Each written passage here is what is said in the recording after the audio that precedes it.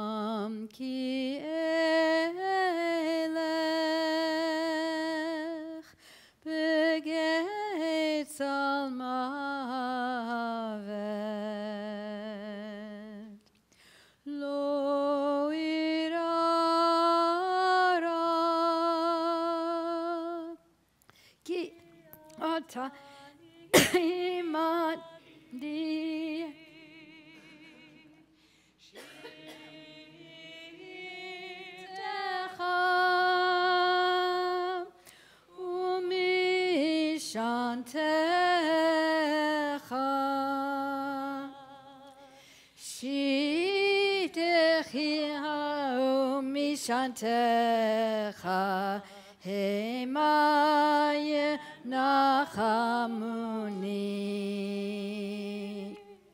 ta'aro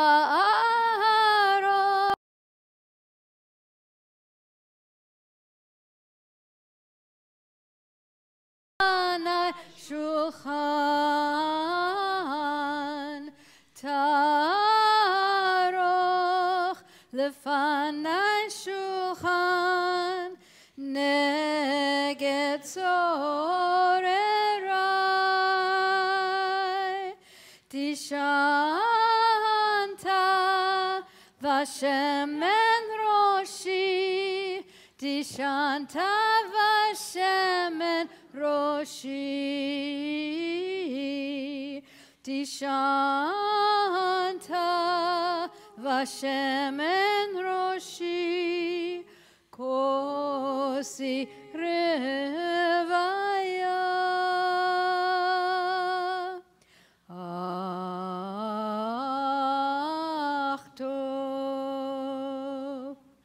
achto vachesed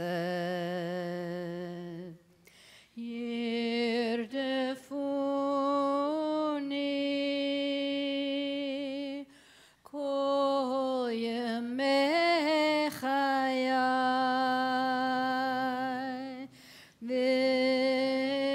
v'shavti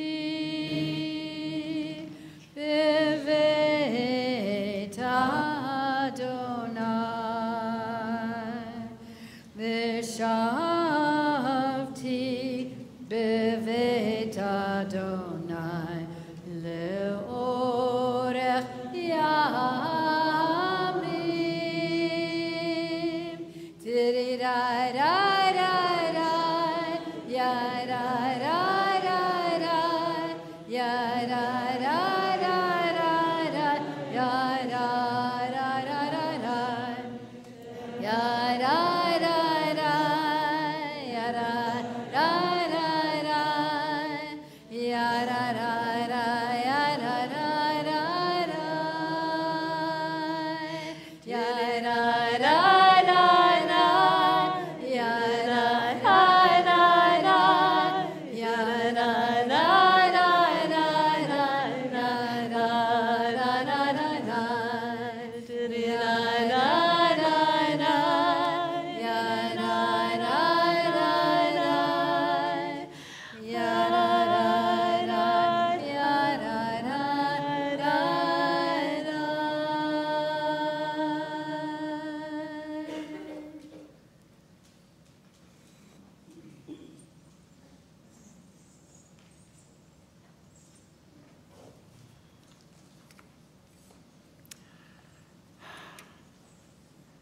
Say, Gemar Chatima Tova, may we all be sealed for the good.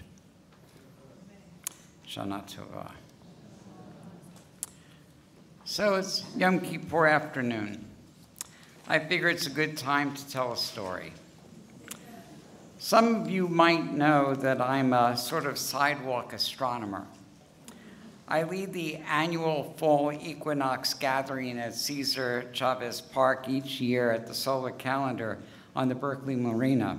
So by way of a plug, that gathering is coming up this Saturday before sunset at the Berkeley Marina. Just Google Cesar Chavez solar calendar for details about the sunset gathering.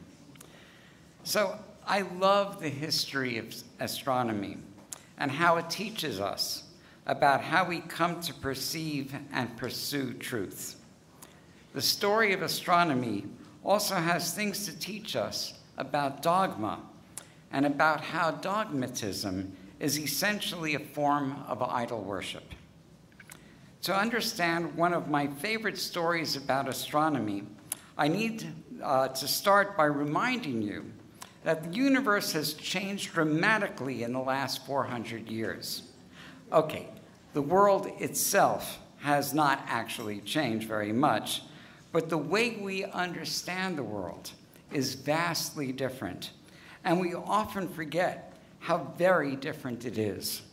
For example, if I ask a 7-year-old, in what way is the Earth the same as Mars or Saturn, she will likely answer that the Earth is a planet.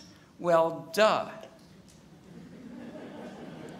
But that young girl has no idea that her well, duh was such a controversy in the 16th century that she could have been excommunicated and thrown in a dungeon or worse for calling the Earth a planet. You see, back then, what did people know of planets? When you looked up at the night sky for a few minutes, you could clearly see the sky was moving around the Earth, and you could see that almost every star stayed in exactly the same position in relationship to every other star. For example, the Big Dipper always looked exactly the same. Its stars were fixed. The thing is that there were a few stars that were seen to wander about on the background of the night sky, such as Venus, Jupiter, Mars, a few others.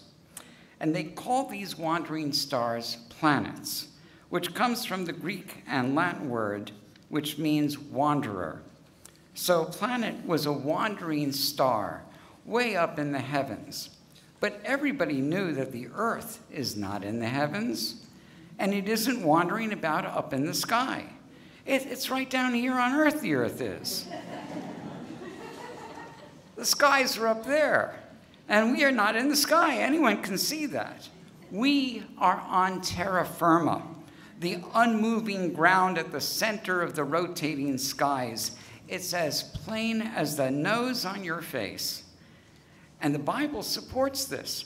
It says that the earth already existed on the first day of creation, even before God created light, even before God created the moon and the stars and the sun. So how could God have created an earth that's orbiting a sun that has not yet been created?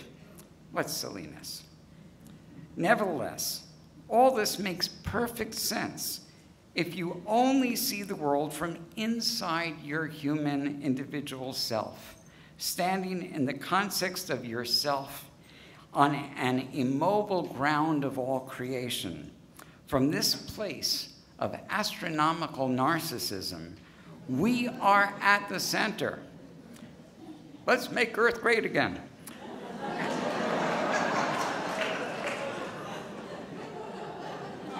And we know that we have got to be right.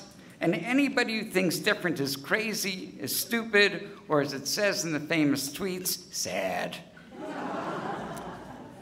So in the 1400s, along comes Nicolaus Copernicus, and he tries to imagine the local universe from a point of view far away from the Earth. First, he tries to see the Earth as if it were at the center of the skies. but it doesn't really make sense to him. To see it that way, then the sun and the stars are zooming in a wide orbit around the Earth every 24 hours. The moon is too, but it's even faster than the sun. The planets orbit the Earth, but their path is weird. Mostly they go forward, but sometimes they switch direction and sometimes go retrograde. So he tries something different. What if we place the sun at the center, with the Earth orbiting the sun while it spins on its own axis? And all of a sudden, he can see how much simpler this model is. But this means that the Earth, too, is a planet, which means that the Earth itself is in the heavens, a wandering object just like all the other planets. And he writes all this up, and of course he's regarded as a heretic and a kook. They demand that he prove it, and all he can say is that his model of the world is more simple, and it works better, but he has no proof. He has nothing that he can point up to there's nothing that he can point up in the sky that does not orbit the Earth. What a crackpot. Sad. We jump ahead to 1609, and Galileo Galilei buys a toy with two lenses that make things look closer than they really are. He improves the toy into a telescope. Merchants start to use it to search the horizon for incoming ships to find out when their cargo is going to arrive. But Galileo aims his own telescope not at the horizon, but up at the sky. Over a series of nights, he sees little white dots no one has seen before moving around near Jupiter. After observing how they change their positions each night, he realizes that they are in orbit around Jupiter. And so there actually is something in the heavens that does not orbit the Earth. He realizes that Copernicus must be right. He wants to write down his findings and tell everyone, but this is a big but, by the way. He can't because the church has been clear that Copernicus was a heretic for suggesting this very thing. So Galileo tries to get around this by writing a novel about a fictional debate between two characters. One thinks the Earth is at the center, and the other says the sun. Each tries to prove his claim, and the book ends without taking sides. But the Pope has Galileo arrested anyway. And why? Because the Vatican censors say that the fictional character arguing for Copernicus is a better debater in the story. He is brought to trial and he's offered a plea. He can, on the one hand, recant his support for Copernicus. Very hard to say Copernicus with a dry mouth. He can, on the one hand, recant his support for Copernicus and confess to everyone that the Earth does not move. Or, on the other hand, he can be placed under confinement for the rest of his life, deprived of any resources to continue his scientific work. Now, we all want Galileo to be a courageous martyr. We want him to stand up to the Pope and speak truth to power and say in no equivocal terms that whatever interpretation you want to give to the book of Genesis, the Earth does indeed orbit the sun, that it is actually a planet that is sailing through the firmament with its fellow planets. That is how the movie should end, with Jimmy Stewart or William Holden or even Charlton Heston telling the Pope where he can stuff it. Instead, Galileo recants. He confesses that the Earth is at the center and that it does not move. Now, there is a report that under his breath, Galileo whispered the following words: "Eppur si muove." Nevertheless, it moves. That is, no matter what I say to the contrary, the Earth is moving and it is carrying all of us along with her through the heavens. The truth persists even if those in power cannot bear to hear it. one thing I learned from this is that when we look out at reality around us and lock ourselves into our limited perspective, the world that we think we see with our own eyes is a lie. And there is another problem when we do that. We end up asking the wrong questions. Consider this one story about Sir Isaac Newton. A generation after Galileo, he looked up at the moon. Everyone else was asking, how come it doesn't fall down? But looking at it from a God's eye point of view, Newton saw the moon circling the moon, and he thought about a stone tied to a rock. A stone tied to a rope. If I hold the rope and then swing that stone around, it circles about me like the moon around the earth. But when I let it go, it flies away. So Newton asks, where is the rope? Why doesn't the moon fly away? By asking the right question, he could begin his work on this invisible rope, to which he gave a new name, gravity, a word that any 7-year-old knows today. Thus, we can stay locked inside our little selves, asking the wrong questions, and adamantly insist that our false sense of reality is the only truth there is. We turn this lie into a fetish. Out of our fears, we will have entered the world of idol worship. On Rosh Hashanah morning, we read the story of the golden calf. Many people read the story as a warning against worshiping false gods. But there's a problem with that interpretation. The Israelites in the story are not worshiping the god Baal or the goddess Astarte. The name of the golden calf is actually Yud-Heh-Vav-Heh, the god that rescued the Israelites from the land of Egypt. You see, it is entirely possible to reduce God's self to an idol. Judith Glasgow and other theologians call this monolatry, the worship of a one and only idol named God. The problem with God as an idol is that it is far, far too small, far too limited. It is a God under our control, whom we have made in our own image. When we try to see the world from this idol's eye view, we are only looking at it from within our own limited selves. It does not matter whether or not you call your belief a belief in God.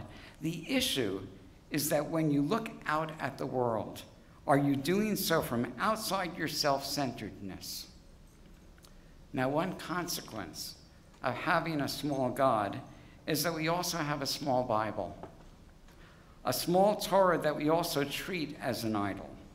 If we think the Torah is only those words within the four corners of the scroll, and if we insist that we must take it literally, then the world was created in less than 150 hours and has been around for less than 6,000 years. And thus, the universe is small and time is short. This is the world of the biblical literalists, and they have created a golden calf out of God and out of Torah. For me, there's nothing wrong with the Torah, even with its misogyny, its heterosexism, its anthropocentrism, its triumphalism, its small worldism. But it's okay only as long as I don't make an idol out of it. What does that mean? It means that I allow myself to see it as an early attempt by our predecessors, a beautiful endeavor to put into words their legacy of trying to understand their place in this universe and their responsibilities to this world and to each other during the short time that they knew that each of us has to be alive. And by doing so, they challenge us to do the same thing. And it is that Torah that challenge us to continue our own searching for understanding, for truth. That is the Torah that I am kissing. And it is good to remind ourselves that the Torah is still open, that it is not closed and sealed, and it especially behooves us to remember that at this time, toward the end of Yom Kippur, when our rituals remind us of the gates that we are to keep open and those that we need to close. I've been talking in metaphors and analogies. I leave it to each of us to apply all the stuff about spiritual and social narcissism to our own lives, and also to the many issues that confront us: Israel, Palestine, global climate change, capitalism, white supremacy, xenophobia, ableism, sexism, homophobia, among so many other issues. When we do succeed in thinking outside of the box of our own limited self-interest, we too are then writing a Torah. We cannot repair the world, and we cannot be healers for ourselves and for others if we are not willing to perceive all of it from outside our self-interest. In a few minutes, we'll be chanting Min HaMeitzar from Psalm 118. You'll, by the way, find it on your what do you call it? Your healing service sheet. And it means, I have called out from the narrows, answer me from spaciousness. So may we cry out that we do not confine our vision to what we can see from inside our narrow box, but rather that we allow ourselves to see from the expansive space beyond our own limitations. May we cry out from the space of narrow-mindedness and call on the God's eye view to expand our consciousness and our compassion. And may we all be inscribed and inscribe ourselves in the book of life. Shana Tova. Shana Tova, Yasher Koach.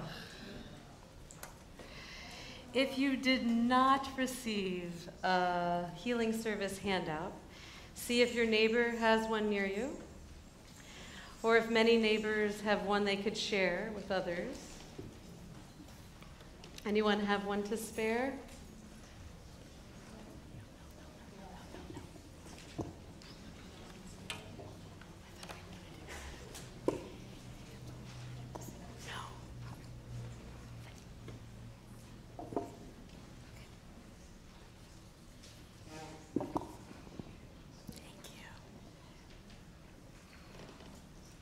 And if you still can't find the words to Min HaMeitzar, try your Machzor on page 114.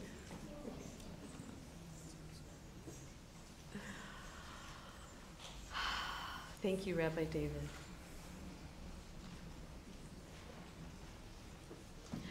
Min HaMeitzar karatiya anani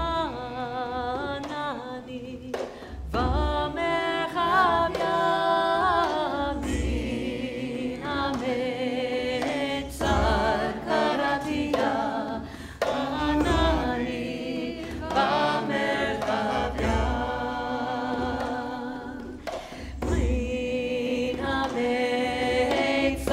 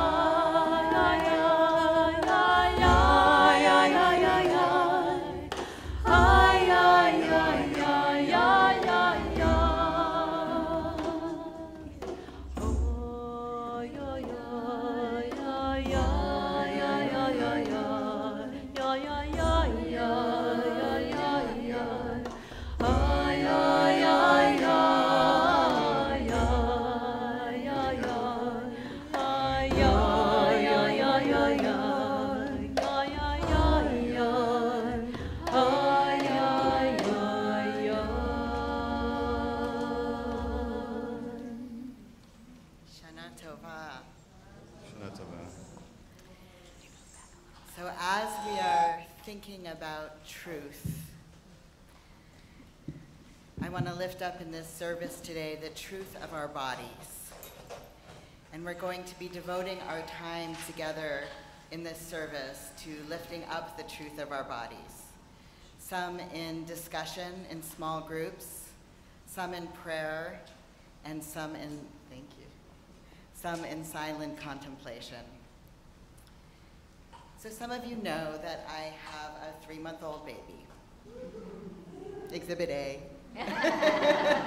Visual aid.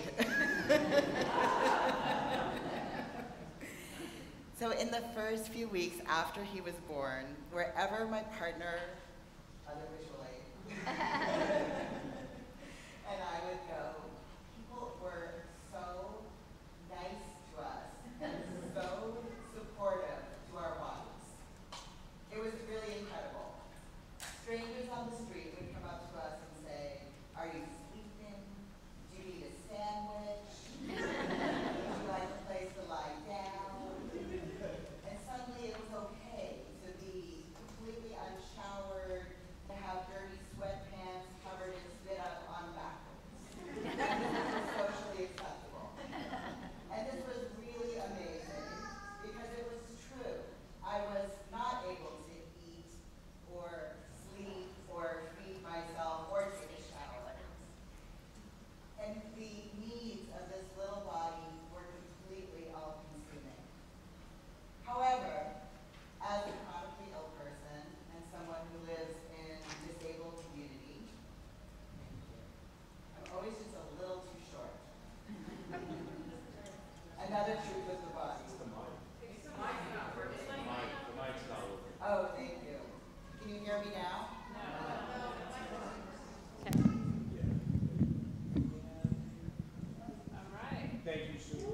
Yeah.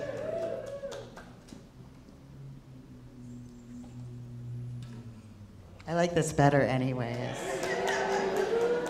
I get to feel like Oprah. Hello? Oh. It's me. Is it working? Okay, good. So, it was really amazing that everyone was so supportive of our bodies.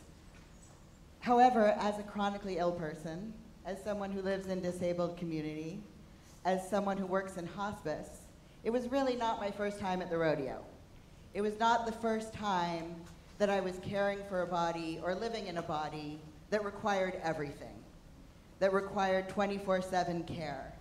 But it was the first time that this care was so fully visible, that it was so fully recognized, and that it was even celebrated. And what it made me think about, yes, was that most of the truths of our body are invisible. And most of the truths of our body are certainly not celebrated. And it's certainly true that new life opens our heart, but it also made me wonder why our hearts are so closed to the other miracles of having a body.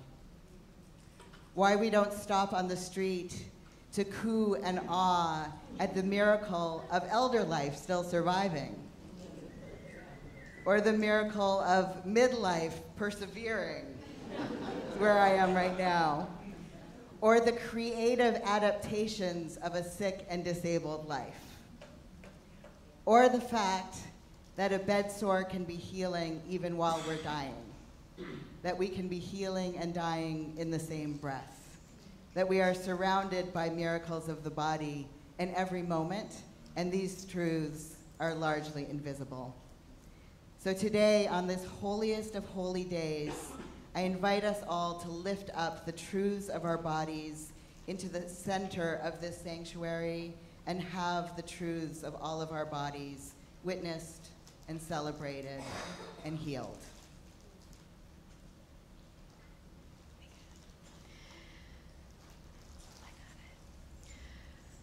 Let's do this and pour this intention into this nigun one more time. Yai, nai, nai, nai, nai, nai, nai, nai, nai, nai, nai.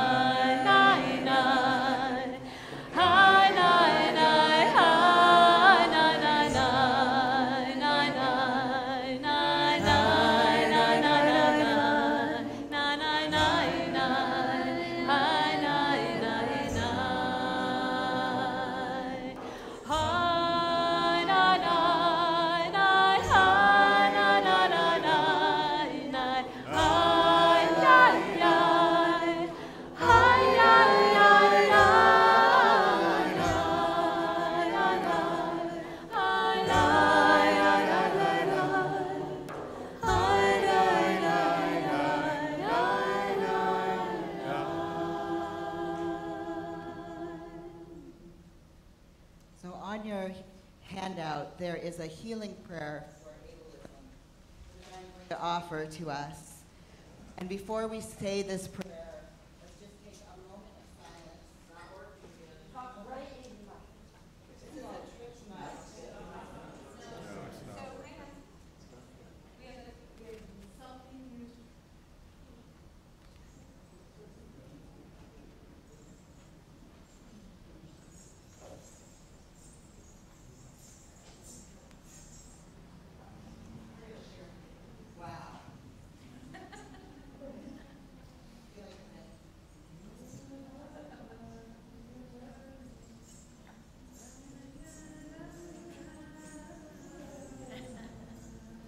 Hello? Oh, yes. Can you hear me? Wow. This is really Oprah.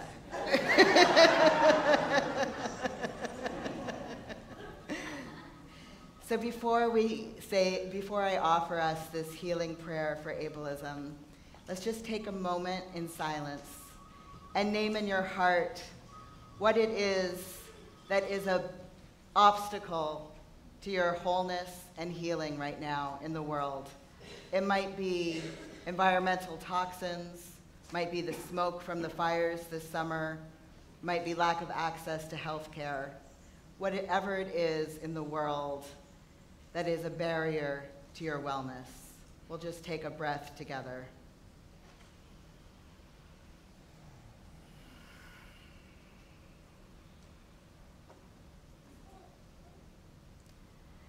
May the one who blessed our ancestors heal all parts of our society that stigmatize, oppress, exclude, and deny us life-sustaining care as sick and disabled people. May the day speedily come when each body's unique strengths and capacities to give and receive care are celebrated and sanctified. Moses had a speech impediment and was appointed by God as the spokesperson for the enslaved Hebrew people with the help of his brother Aaron. So too, may each of us be granted the help, tools, aids, and access we need to be leaders and community builders.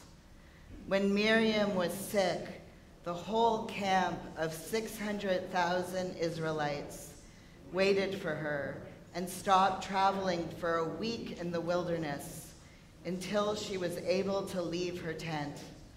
May the day come soon when our own communities surround us in our tents when we are unable to leave our homes. Hannah cried out her pain out loud in the temple when she was infertile, and the priestly authorities called her mad. But God and our tradition remembers this moment as the birth of personal prayer. We pray that soon the day will come when all of our cries, moans, and sighs of pain are recognized as the holiest of prayers. And may our pain never be dismissed by the powers that be again.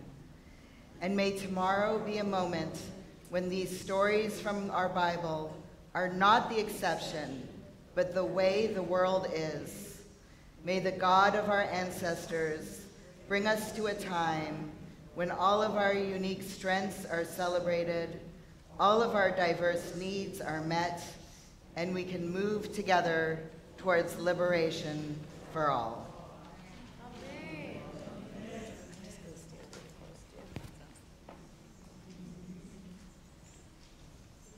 Have a healing service handout, Oziv Zimrat Yah, page 112. Yah is our strength and our song and becomes our help. Oziv Zimrat Yah.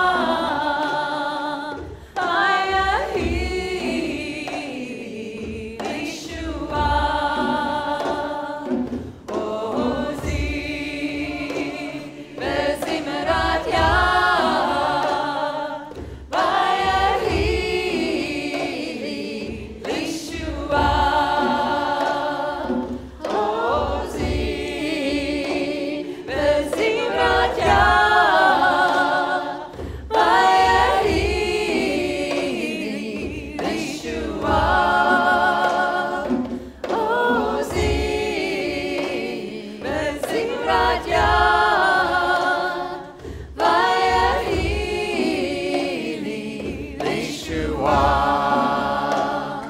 Ozi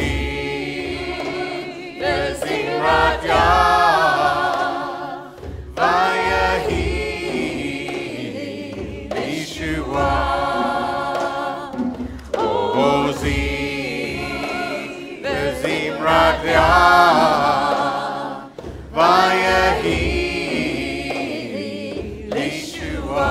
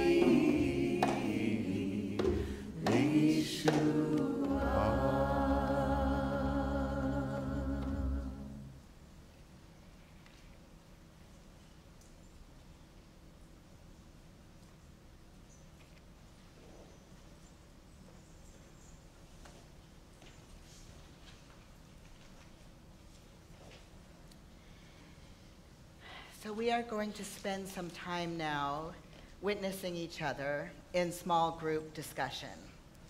So I'm going to invite you to get into triads. And if you would prefer to spend this time in individual contemplation, simply put your hand over your heart, and then people will know that that is how you would like to spend your time contemplating. So as efficiently as we can, let's take a moment to get into triads, and then we'll come back together for some more instructions. I will give us more instructions as soon as you've come together into a group. For now, just find your group.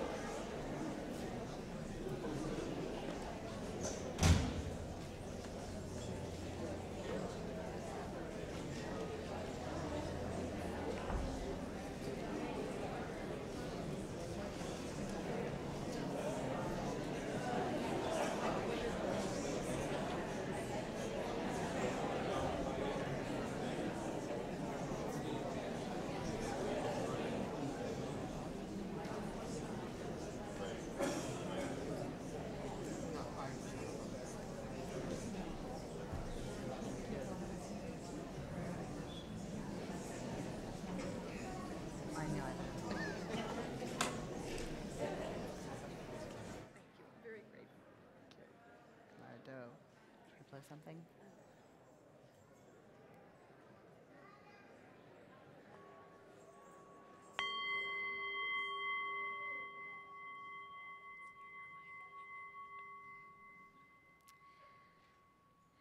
So I'm going to give us some practical instructions first, and then I'm going to give us some of the spiritual prompts, trusting that the collective wisdom of this group can hold the practical instructions.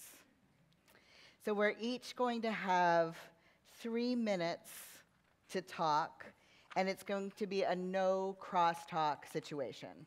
So there will be a bell after your 3 minutes to move on to the next person in the group. You can use your 3 minutes, however, are not sure if we ourselves will be here next year for the holidays on this planet. Some of us are grieving someone who used to be sitting in this sanctuary with them, who is no longer alive. Some of us right now are feeling isolated because we're not able to fast this year, because we are sick, because we are recovering from an eating disorder, or because we are pregnant. Some of us are filled with anxiety in this crowded room and still praying for a moment of connection. Some of us had to overcome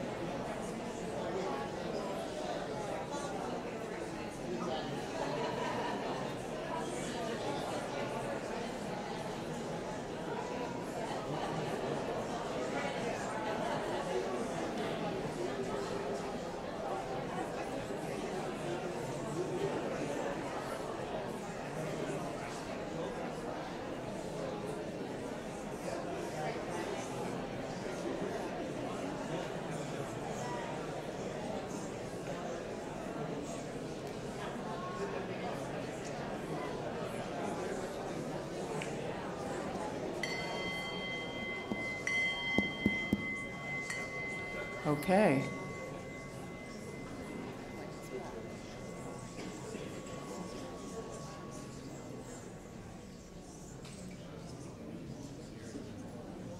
And for triads, the final person begins their share. Checking on this. Okay. Well, for the moment, we're good.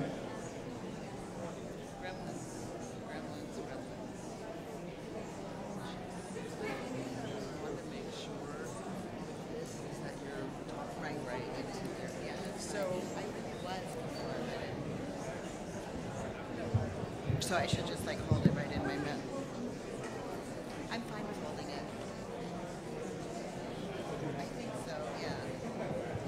Especially since it's so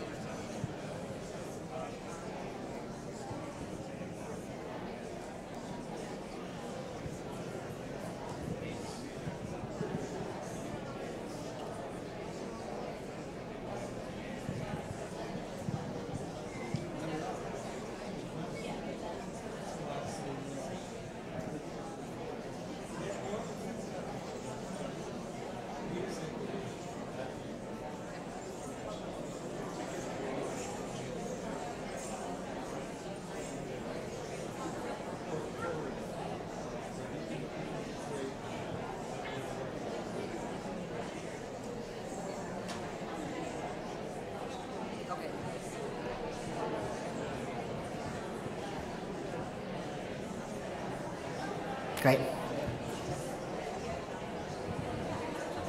Oh, that's good.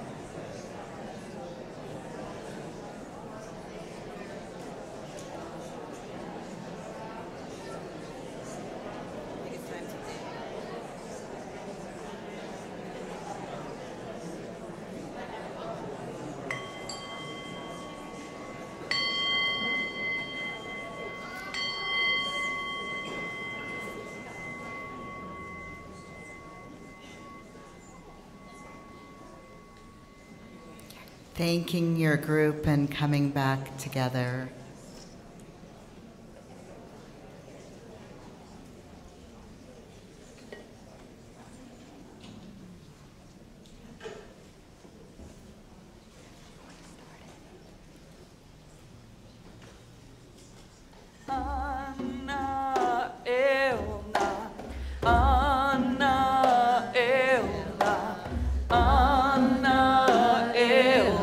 Refana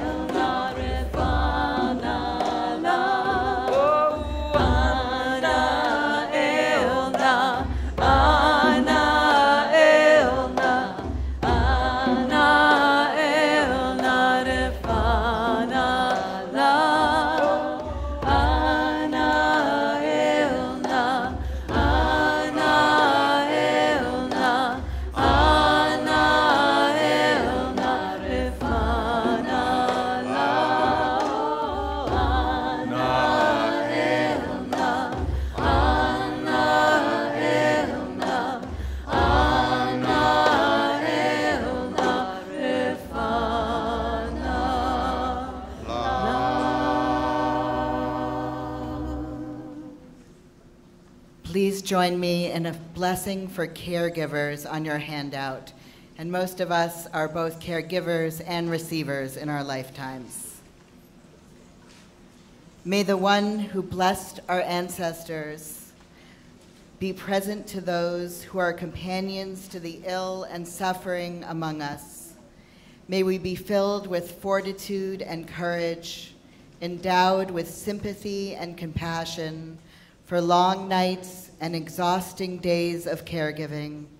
May we welcome all the confusing emotions of this journey and know we are not alone in this struggle. In our love of others, may we know the blessing of community and the blessing of divine care. Amen, amen, amen, amen. Amen, amen, amen, amen. Amen, amen, amen. Amen, amen, amen.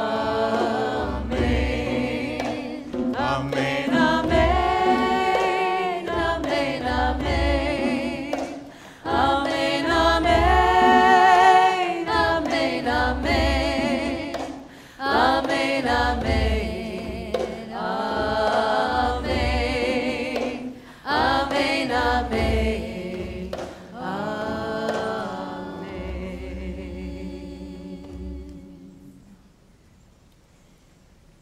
The day always comes when your body learns to live with the trauma life has sunk into your bones, learns to let blood pool alongside the broken and jagged fragments of your singular shattering. Healing is not as we imagine. There is no seamless return to who you were before. Help us to trust that the day will arrive when we become one again with the heart we felt torn away from, borne back by blessing, by the source of life that moves between each pulse. Amen.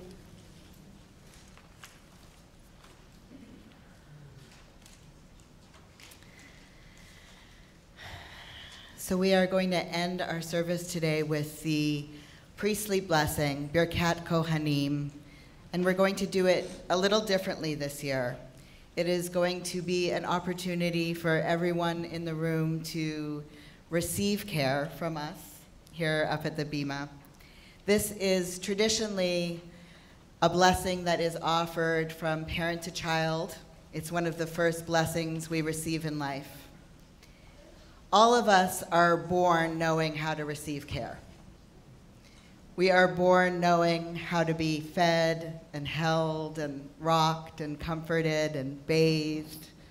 None of us have any shame about asking for that or receiving it. And as we age, it gets harder for us to receive care, even though we will need it throughout our lifetime, at moments throughout our life. But it gets harder and harder for us to be interdependent. So today, when we offer you this blessing, I invite you to call upon that part of yourself that was born knowing how to ask for care and knowing how to take it in. You might want to close your eyes and get comfortable in your seat. I'm going to offer you this ancient blessing in the English, and then it's going to be sung to you like a lullaby in the Hebrew. You don't have to do anything.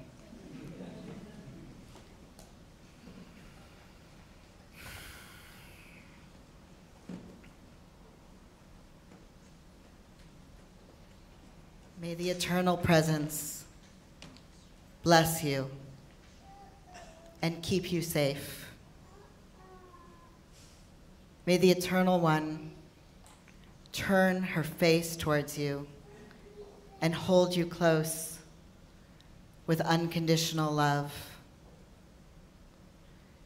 May the Eternal lift up the divine presence towards you and grant you the greatest gift of all, Shalom, peace, wholeness, healing. May it be so. Amen.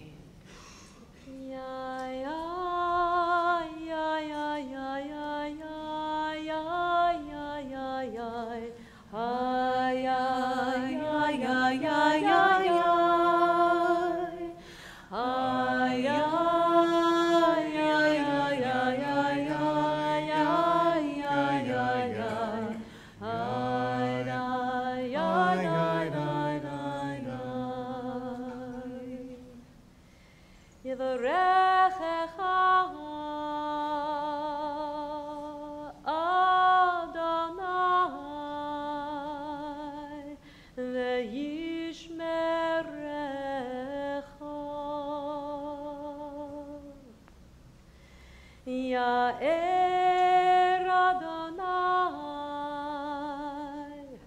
panav elecha v'chuneka.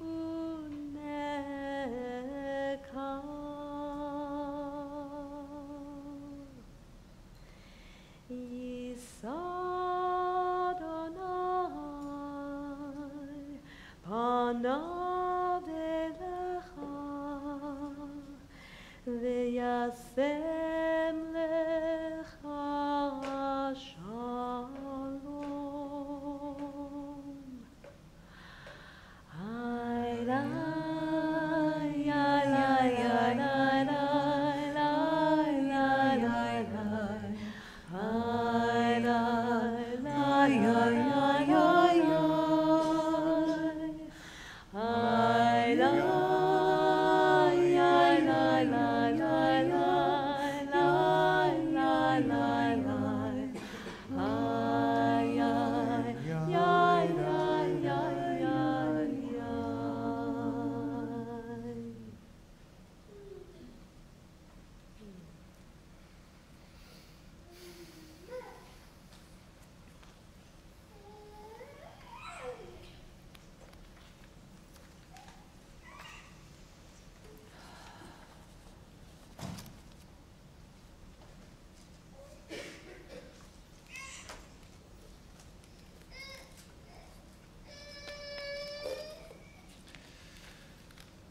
We begin Ne'ilah. Please turn to page 94, the Chatzi Kaddish.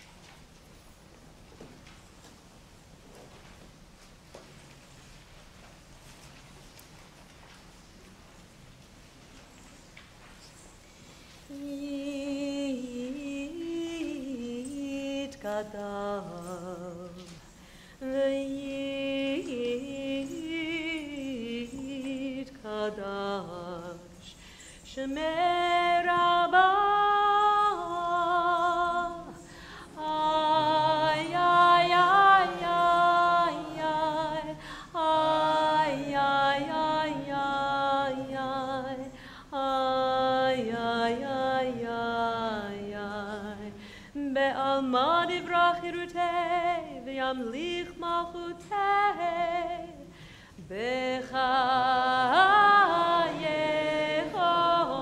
u'vyomechon, u'b'chayedecho bet Yisrael, b'gala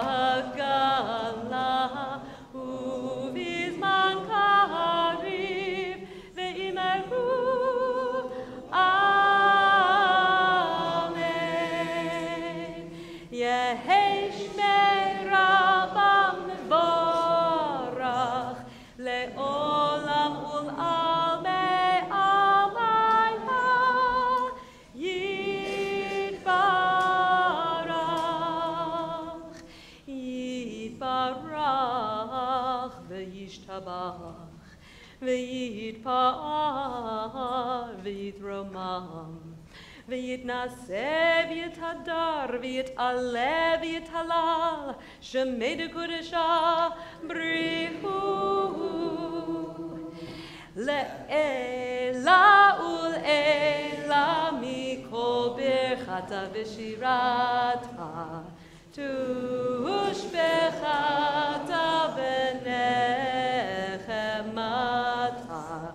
Damiran be'alma ve'imeru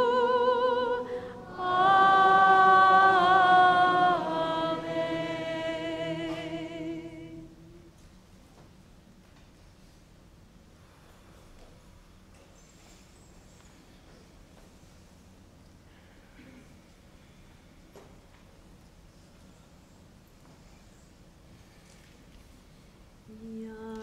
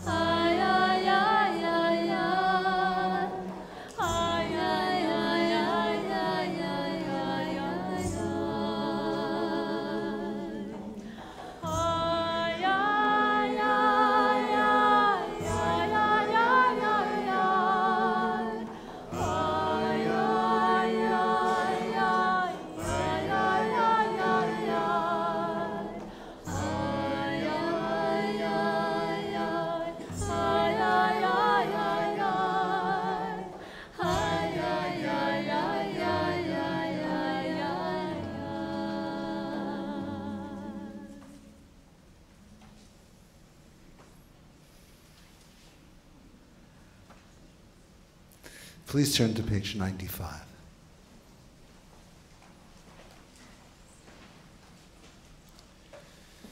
We are about to daven Ne'ilah, the very last service of Yom Kippur. Please make sure your cell phones are off. One of the ways I prepared for this service was to ask for an image or a phrase or a feeling or a something that would help me and help us enter this service, enter Ne'ilah. I asked, and for a while I got nothing. I kept asking, and I kept waiting, and I kept listening, and I kept trying to be available, and finally I got a strong and clear image of a gate. Now the reason they're laughing, and the reason I was disappointed, was that the gate is the most traditional image for Ne'ilah. What I was taught was on Yom Kippur, the gates of heaven are wide open for our prayers, and during Ne'ilah, the gates are closing. Many of the prayers unique to Ne'ilah use gate images. I have been known to stand up here and use the gate image. So I asked the source of truth and wisdom and compassion, the source beyond me and within me, I asked for a different image. You can ask. That's what we're all about.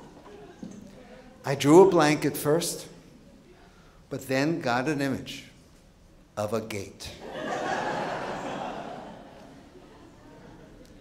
I kept pushing the gate away, and it kept coming back.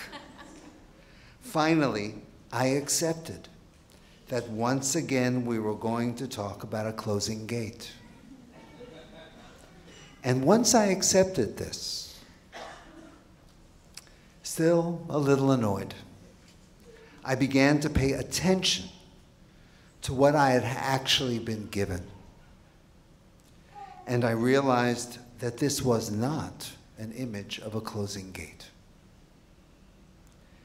This gate, this truth that I was given, this truth, this image that I had been pushing away, this gate was completely open and completely closed.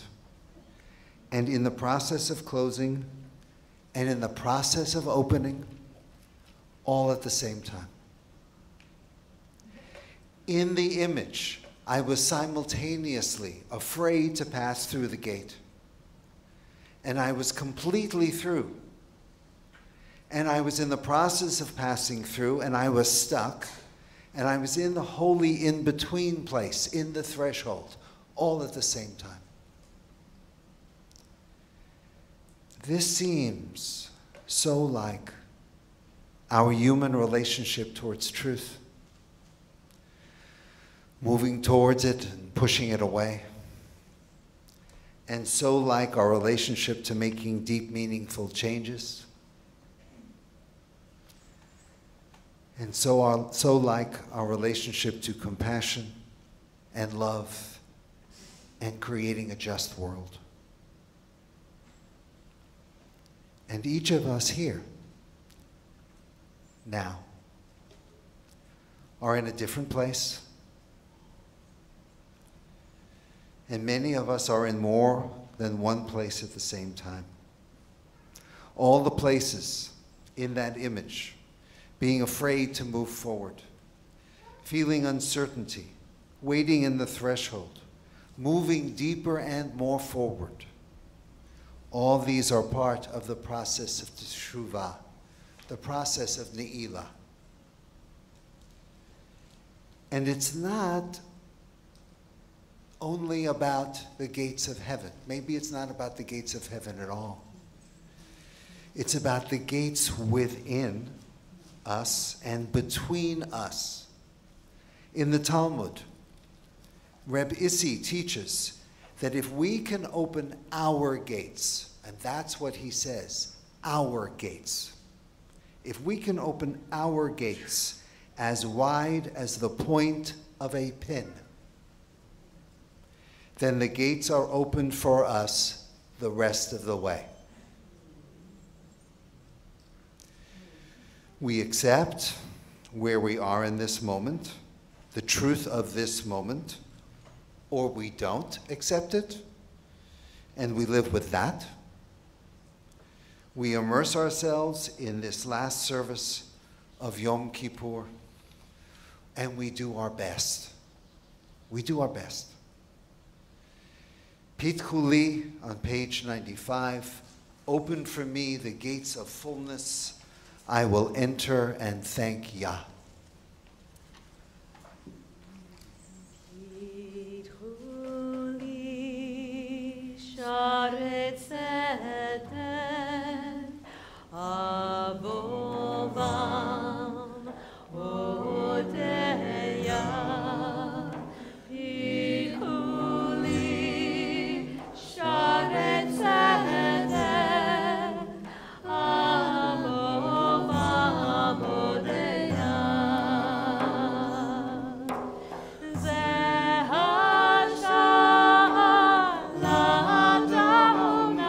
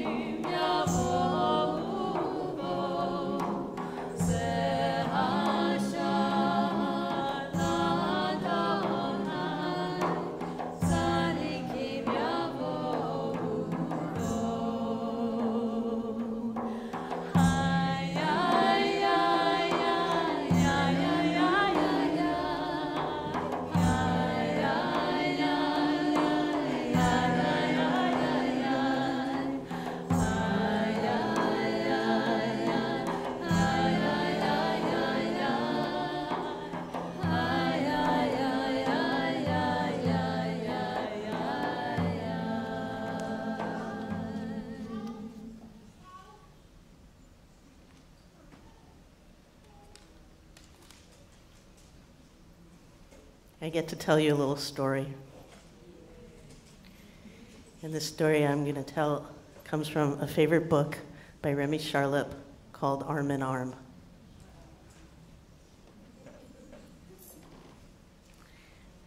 Remy, whose memory is a blessing, was a magical and beautiful man who was an artist, a visual artist, and a dancer, and an author of children's books, and a gatherer of community, and a lover of people.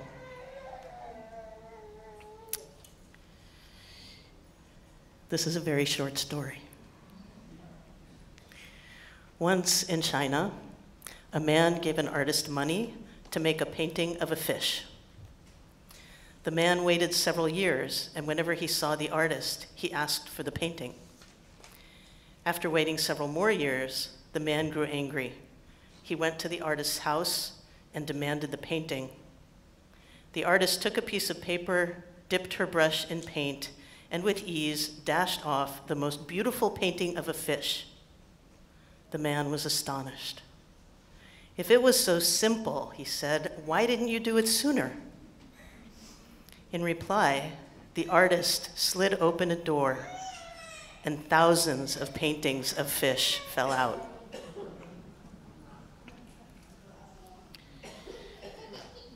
So this reminded me of Yom Kippur,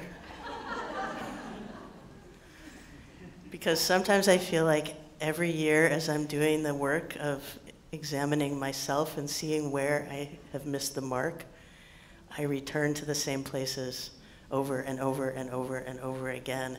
And it can sometimes feel so discouraging. Didn't I just do all this work last year? And here I am, right back where I started. And so this story helps me to see that each round that we do of this work actually does get us closer, even if it's imperceptibly closer. And that as the years go on, we build our collection of fish paintings in our closet, and that at some point, when the one who commissioned the painting comes to ask for it, we will be able to paint the most beautiful painting of a fish. Do I hear it again?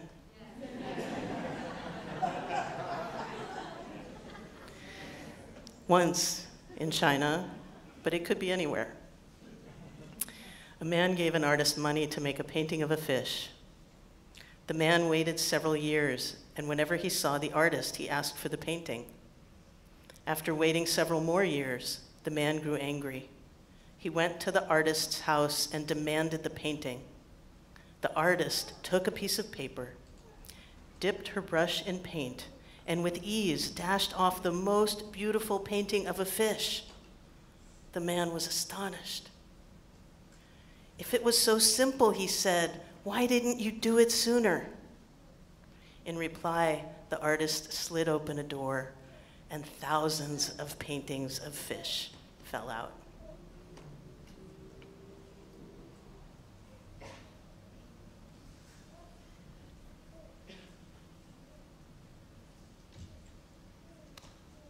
Let's take a moment of contemplation.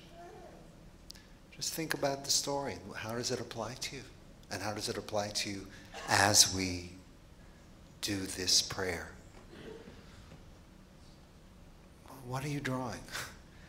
What are you trying to create? What's unfinished? What do you have inside of you?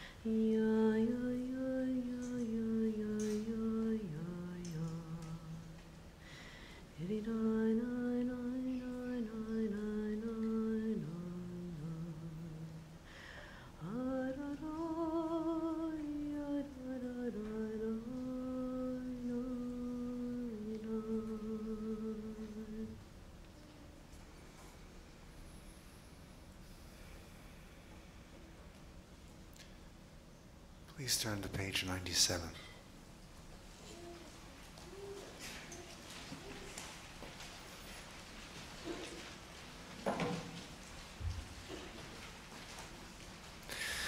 We will soon enter the silent Amidah, the last silent Amidah of Yom Kippur, the silent meditation. You may use the words of your heart. You may use the silence that's within you. You may use the words of the traditional prayers in English on page 40, in Hebrew on page 47. Or you can be in silence. For Ne'ilah, it is traditional to open the ark, starting at the silent Amidah, and to keep it open until the very, very end of the service, the Tekiah Gedolah at the end of Ne'ilah. I invite the High Holiday Bima team, and I invite anyone who feels called, who is moved to be near the ark during this service. It is traditional to rise in spirit or body while the ark is open, so for the rest of the service. For those of you who come up, we will have chairs if you need to sit. And of course, all of us, take care of yourself. Do what you need to do to go as deep, and what you can do to go as deep as possible. Anyone who is called, anyone who is called, who feels like they want to come up while the ark is opened, please come. And you can also do it from your seat.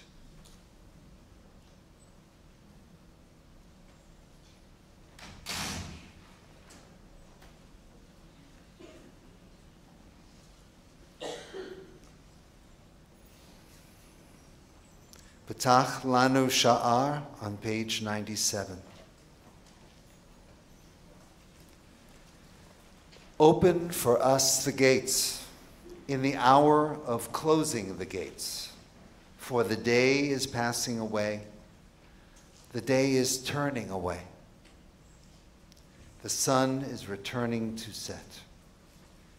May we now come into your gates. Forgive us, we pray. Let us start anew, we pray. Have compassion for us, we pray. Have grace upon us, we pray. Let us atone now, we pray. Help us in our teshuvah, our turning, our returning, we pray.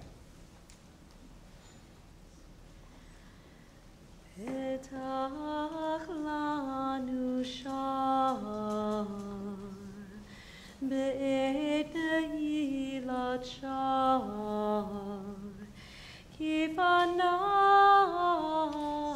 yom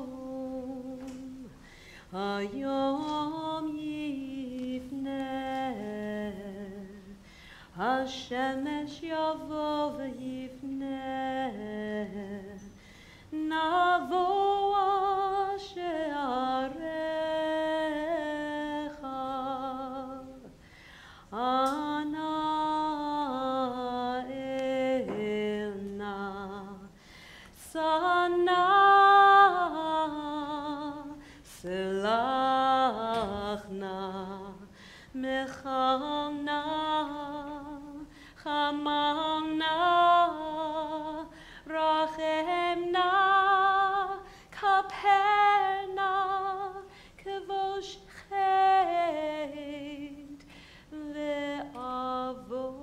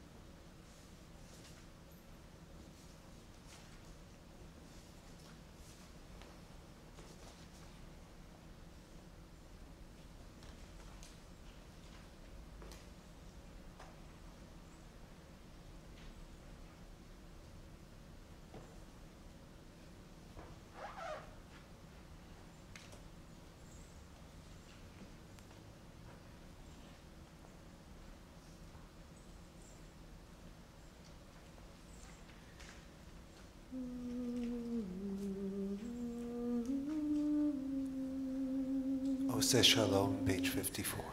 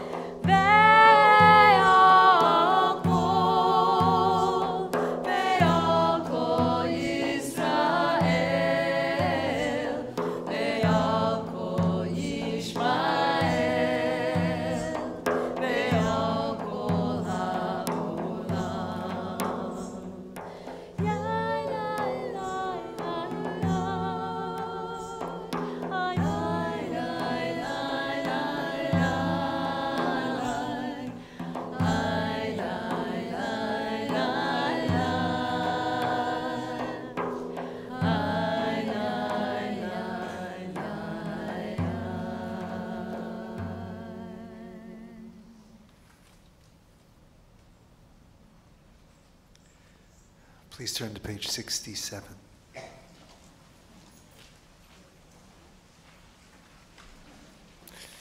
We begin the Vidui, the Yom Kippur confessional, and the last one of this Yom Kippur. We begin with Yud He, Vav He, on page 67. Okay, 66. 67.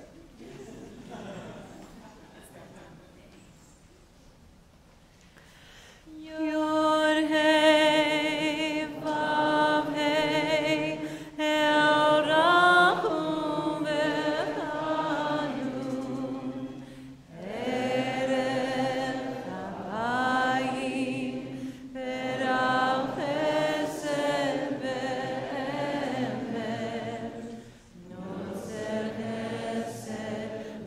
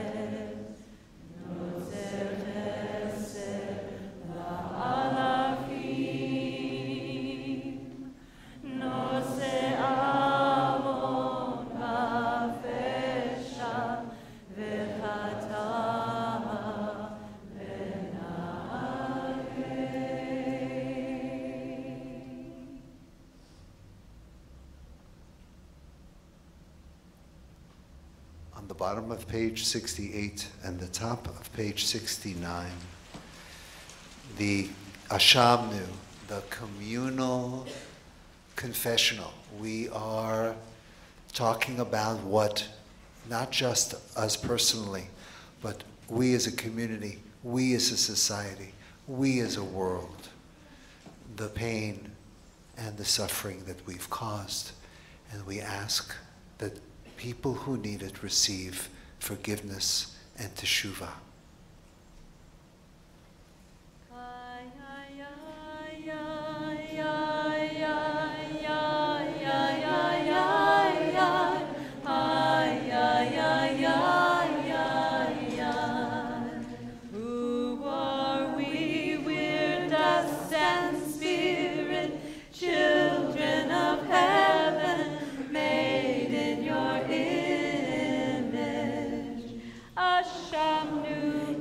We've been wrong, but God knew we've betrayed. God knew we have stolen. Dibarnu dofi. Yes, we've misspoken. Who are we? We're sparks of fire, our souls filled with light and infinite wisdom. He'ebinu. Yet we have injured, Vehirshanu, we've been malicious, Zadnu, we've transgressed, Hamasnu, yes, we've been violent. Who are we? We're one with you, but we have forgotten, we have forgotten. Tapanu sheker. We have slandered, Ya'atznu raha. We have misled, Kizavnu. We have lied, Latznu. Yes, we have jeered. Search your heart, see it through, turn it over, make us new.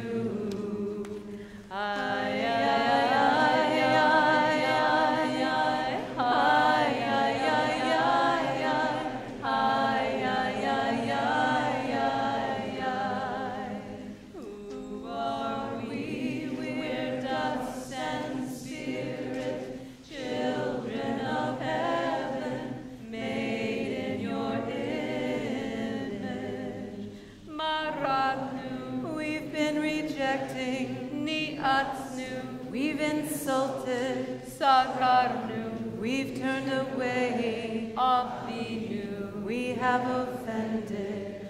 Who are we? We're sparks of fire, our souls filled with light and infinite wisdom. Pashanu. Yet we have violated, Sararnu. We have confused. Kishinu Orel, we've been stubborn. Rashanu, yes, we've served evil. Who are we? We're one with you, but we have forgotten. We have forgotten. Shichatnu, we've been wasteful. Ti'avnu, we have hated. Ta'inu. We've been in error, Titanu. Yes, we have cheated. Clear them out, let them go, sweep them out, and let your light flow. Ay, ay, ay, ay, ay, ay, ay, ay, ay, ay, ay, ay,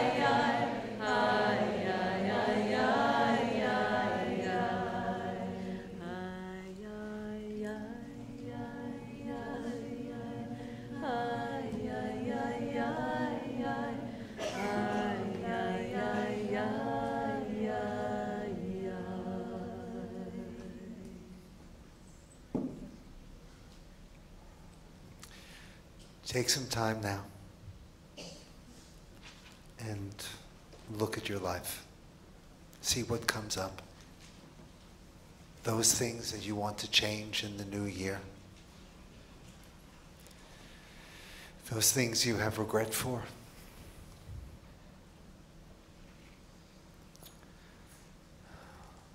It's an al-chet, but you can think about the positive things too. The progress you've made, because that's going to help you make more progress. Allow yourselves to really look at the truth about who you are and where you are right now.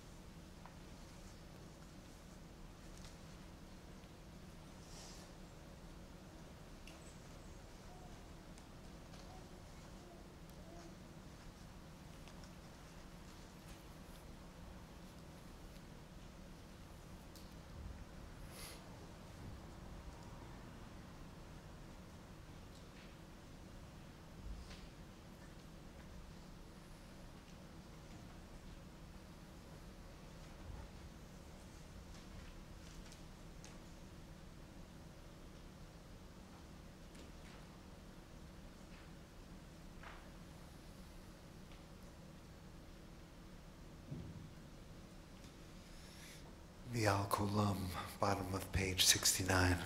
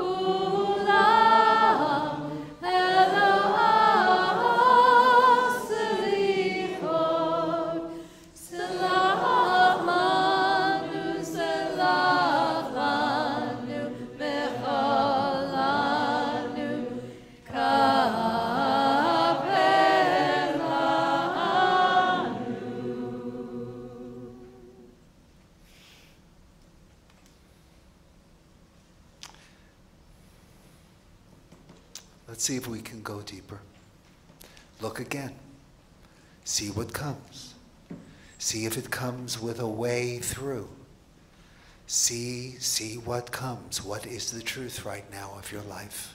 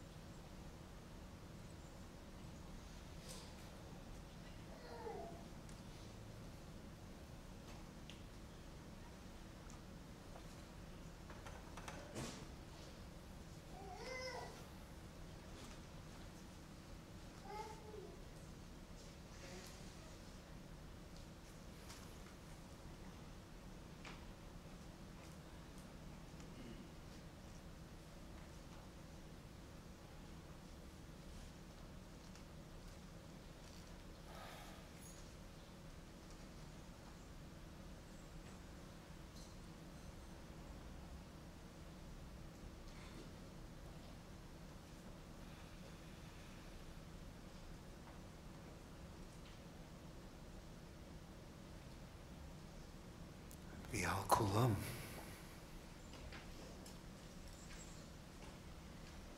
Le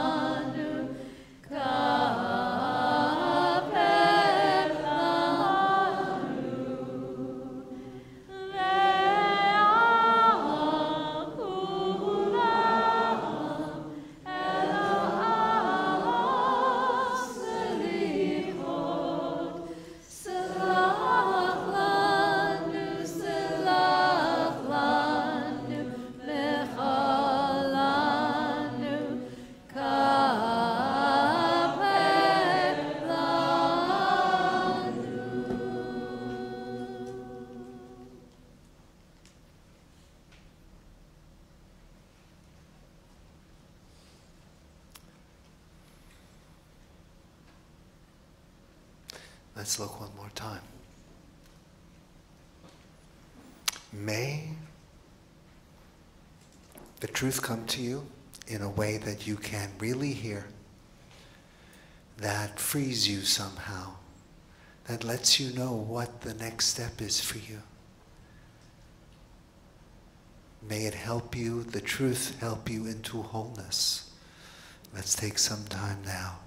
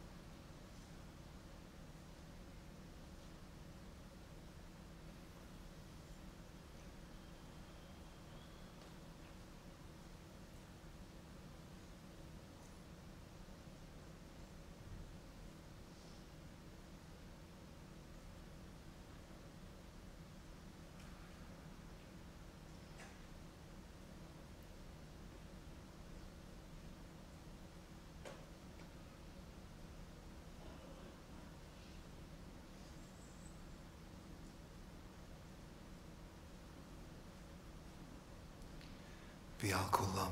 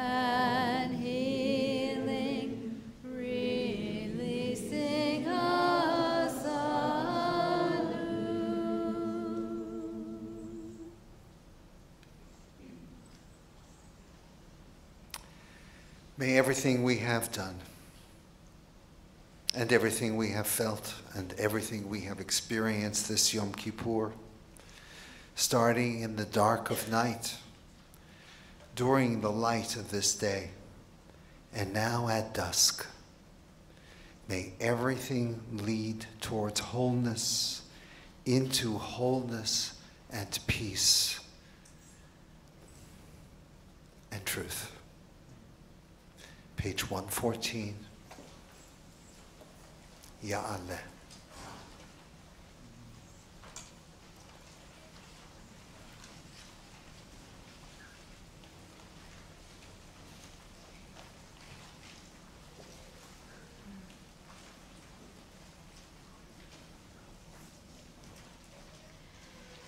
Ya'aleh tachnuneinu me'erev V'yavo shavatenu mi boker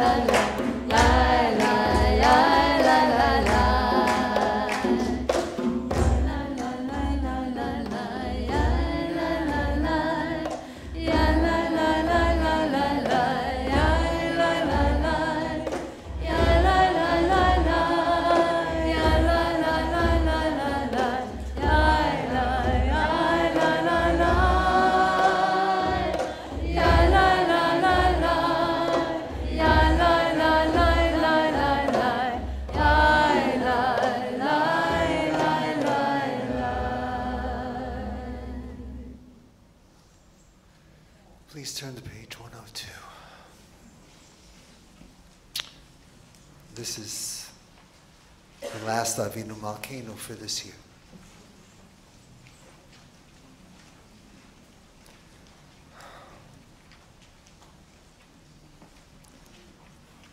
Avinu Malkeinu.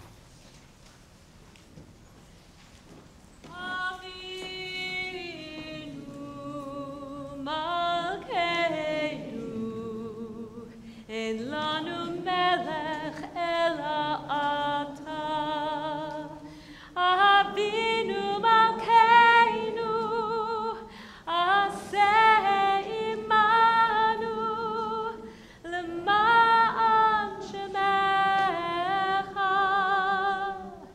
Avinu Malkeinu, chadesh aleinu, Shana Tova.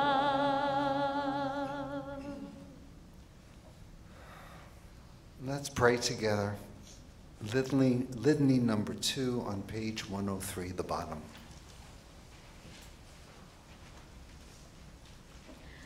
Avinu Imenu, we want to accept what we must accept.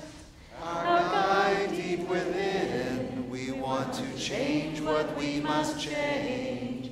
Avinu Imenu, we have strayed from your path. Our guide deep within, we have done wrong in your presence. Avinu Imenu, help us to have no false idols. Our guide deep within, help us to know you are the oneness of all. Avinu Imenu, help us to know you are the voice deep within us. Our guide deep within, make yourself known to us and through us. Avinu Imenu, forgive us for the suffering we have caused. Our guide deep within, release us from our anguish. Avinu Imenu, let our darkness be filled with light. Our guide deep within, help us to return to you in all of life. Avinu Imenu, help us to struggle with oppression and evil. Our guide deep within, help us struggle with disease, famine, and war. Avinu Imenu, help us create a year of abundance and blessing for all people. Our guide deep within, help us work for justice and peace. Avinu Imenu, send us the healing we all need. Our guide deep within, help us heal our world. Avinu Imenu, help us open up the well of compassion within us. Our guide deep within, write our names in the book of life. Avinu Imenu, write our names in the book of transformation and healing. Our guide deep within, write our names in the book of sustenance and livelihood. Avinu Imenu, write our names in the book of forgiveness and at one-ment. Page 104. Avinu Malkeinu, Chaneinu v'Aneinu.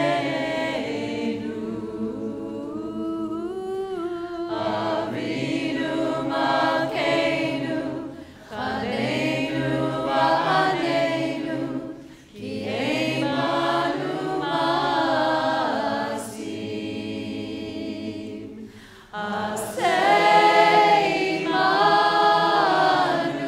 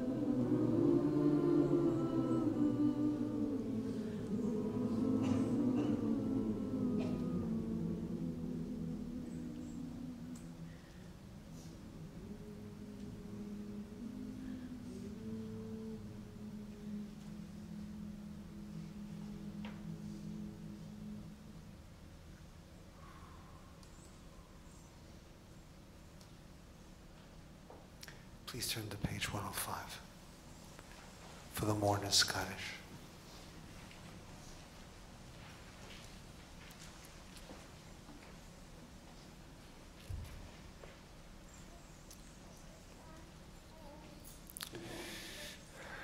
If someone important to you has died in the last year, please say their names now.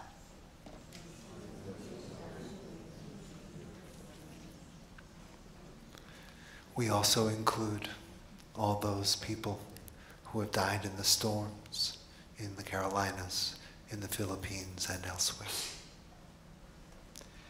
If this is the yahrzeit, the anniversary of someone's death, please say their name now.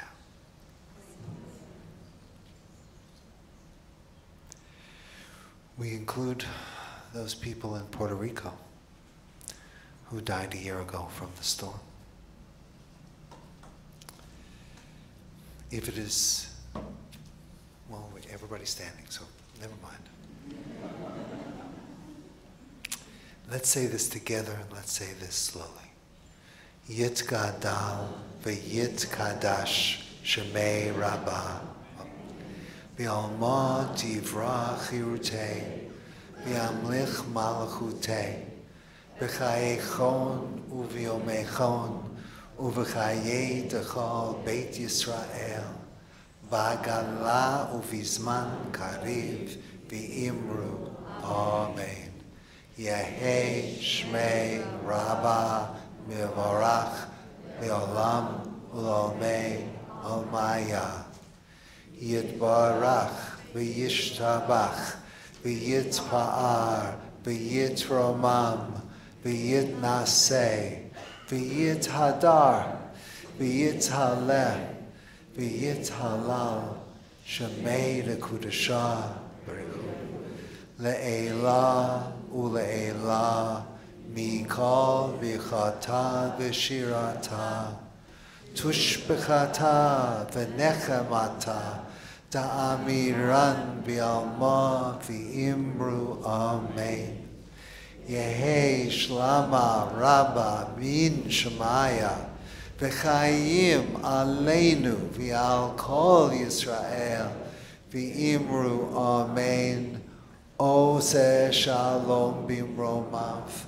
Hu ya'aseh shalom aleinu v'al kol Yisrael v'al kol Yishmael v'al kol Yoshvei Tevel v'imru Amen.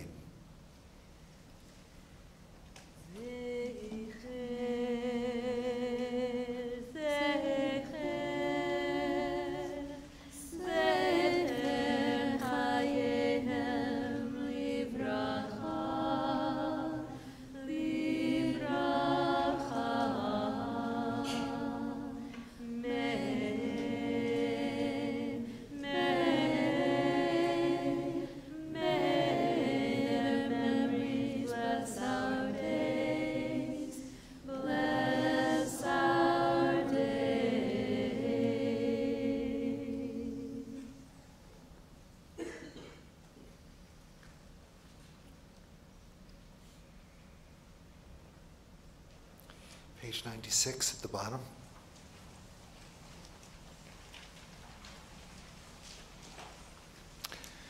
We enter into the last series of prayers, leading to the Tekiah Gedolah at the end of Ne'ilah, and to the holy silence after that blast.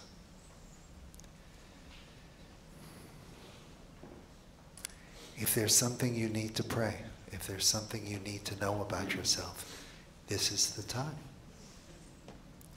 O power, awesome and tender, may we experience the forgiveness and open-heartedness we seek in this hour, in these moments, as the gates of Yom Kippur are closing. El Nora Alila. El Nora Alila, El Nora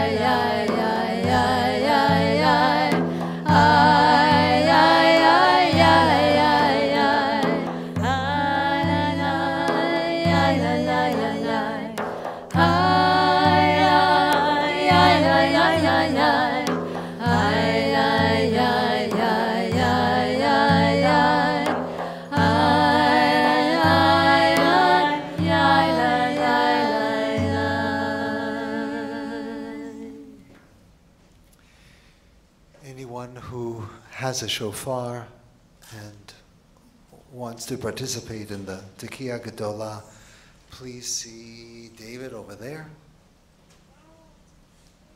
It's the one with the shofar. And please turn to page 109. May we feel your holy power.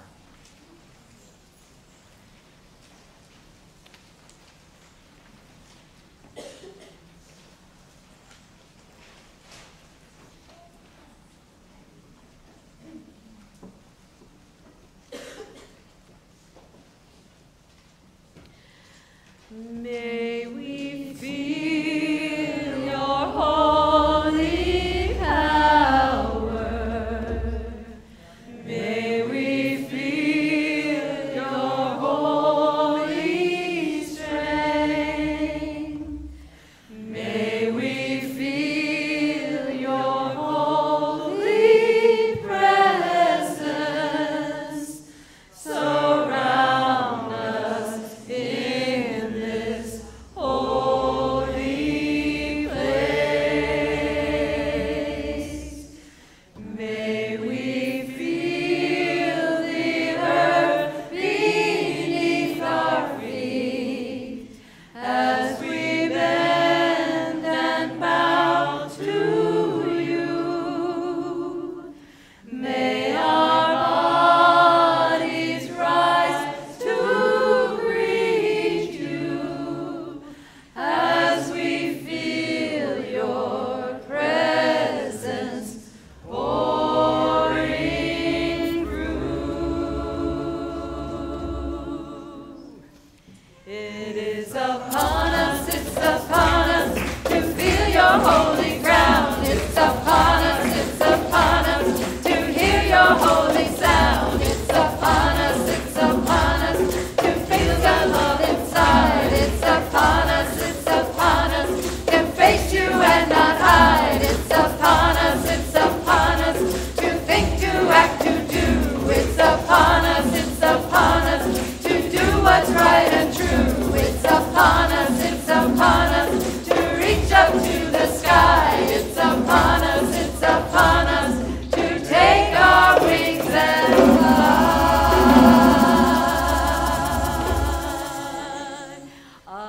Aleinu l'shavea, l'adon hakol. Aleinu l'shavea, l'adon hakol. Aleinu l'shavea, l'adon hakol. Aleinu l'shavea, l'adon hakol. Aleinu l'shavea, l'adon hakol. Aleinu l'shavea, l'adon hakol. Aleinu l'shavea, l'adon hakol.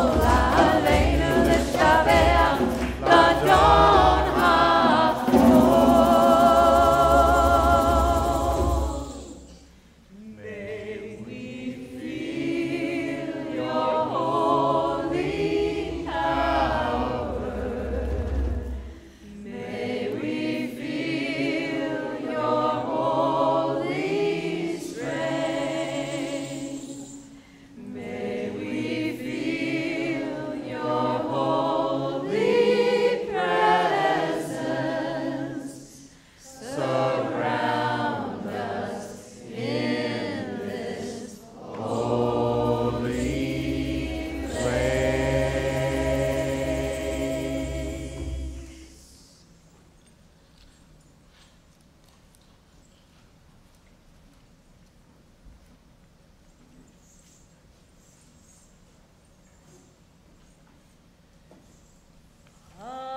Hallelujah, hallelujah, hallelujah, Avdei Adonai. Page 98. Hallelujah, hallelujah, hallelujah, Avdei Adonai. Hallelujah, hallelujah, hallelujah, Avdei Adonai. Hallelujah, hallelujah, hallelujah, Avdei Adonai. Hallelujah, hallelujah, hallelujah, Avdei Adonai. Hallelujah, adir adirim adir mahulal Adonai. Hallelujah, hallelujah, hallelujah, Avdei Adonai. Hallelujah, baruch baruchim baruch mahulal Adonai. Hallelujah, hallelujah, hallelujah, Avdei Adonai. Hallelujah, gadol gidolim gadol mahulal Adonai. Hallelujah, hallelujah, hallelujah, Avdei Adonai. Hallelujah, dagul digulim dagul mahulal Adonai. Hallelujah, hallelujah, hallelujah, Avdei Adonai. Hallelujah, hadur hadurim hadurim mahulal Adonai. Hallelujah, hallelujah, hallelujah, Avdei Adonai. Hallelujah, vatik vatikim vatikum mahulal Adonai. Hallelujah, hallelujah, hallelujah, Avdei Adonai. Hallelujah, zakai zakayim zakayim mahulal Adonai. Hallelujah, hallelujah, hallelujah, Avdei Adonai. Hallelujah, chanun chanunim chanun mahulal Adonai. Hallelujah, hallelujah, hallelujah, Avdei Adonai. Hallelujah, tahor tehorim tahorim mahulal Adonai. Hallelujah, hallelujah, hallelujah, Avdei Adonai. Hallelujah, yashar yasharim yasharim mahulal Adonai. Hallelujah, hallelujah, hallelujah, Avdei Adonai. Hallelujah, kabir kabirim kabir mahulal Adonai. Hallelujah, hallelujah, hallelujah, Avdei Adonai. Hallelujah, lomen lomdanim lamdan mahulal Adonai.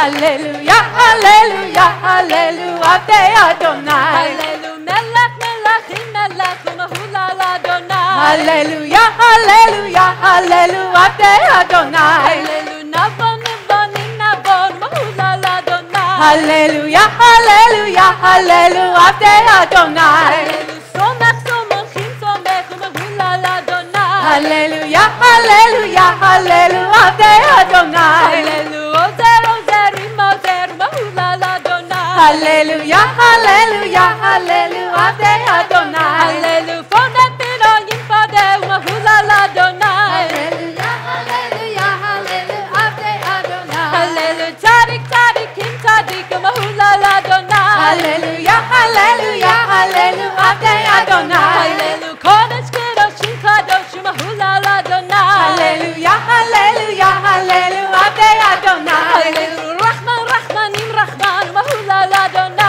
Hallelujah, hallelujah, hallelujah, Avdei Adonai. Hallelujah, shomer shomerim shomerim mahulal Adonai. Hallelujah, hallelujah, hallelujah, Avdei Adonai. Hallelujah, tomech timimim tomech mahulal Adonai. Hallelujah, hallelujah, hallelujah, Avdei Adonai. Hallelujah, hallelujah, hallelujah, Avdei Adonai. Hallelujah, hallelujah, hallelujah, Avdei Adonai. Hallelujah, hallelujah, hallelujah, Avdei Adonai. Hallelujah, hallelujah, hallelujah, Avdei Adonai. Hallelujah, hallelujah, hallelujah, Avdei Adonai. Hallelujah, hallelujah, hallelujah, Avdei Adonai. Hallelujah, hallelujah, hallelujah, Avdei Adonai.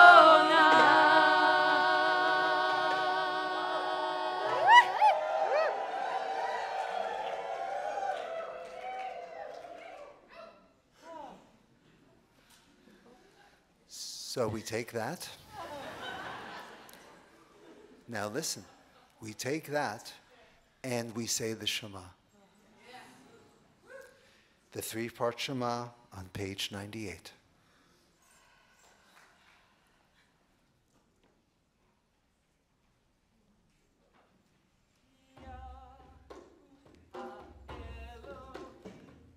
Yahi ha-Elohim, Yahu ha-Elohim, Yahi ha-Elohim.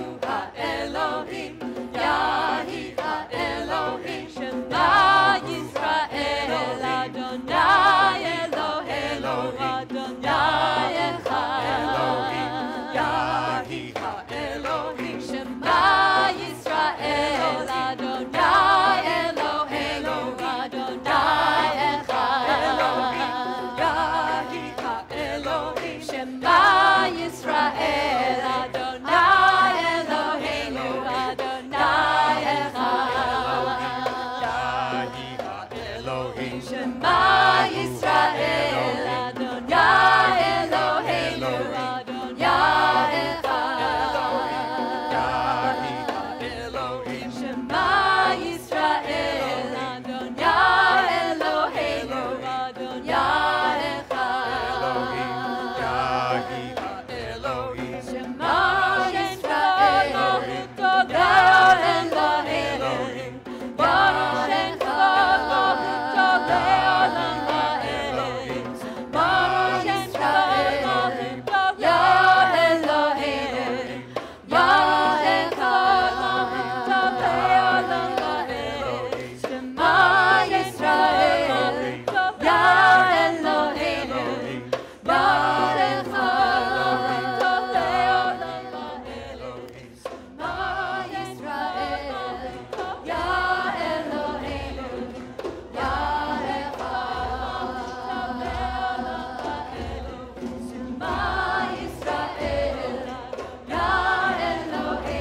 Yah Eloheinu, Yah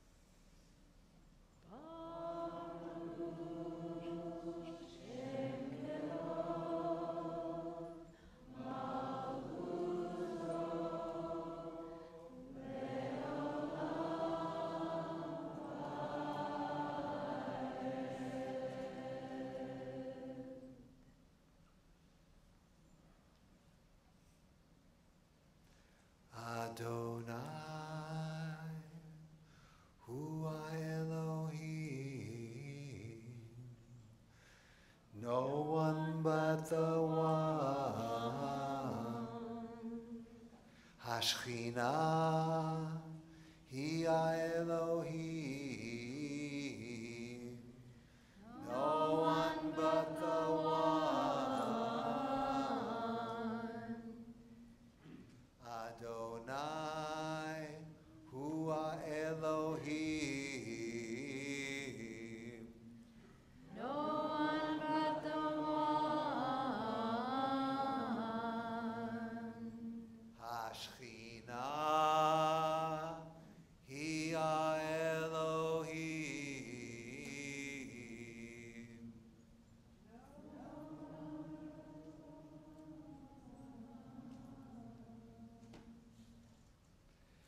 Tekiah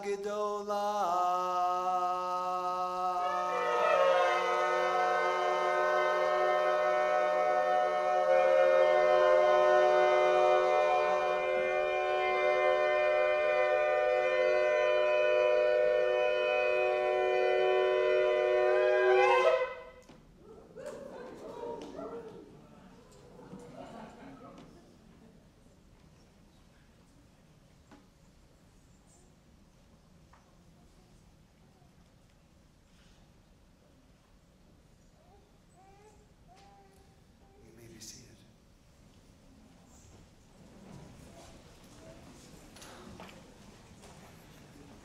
In a moment, we're going to do Havdalah.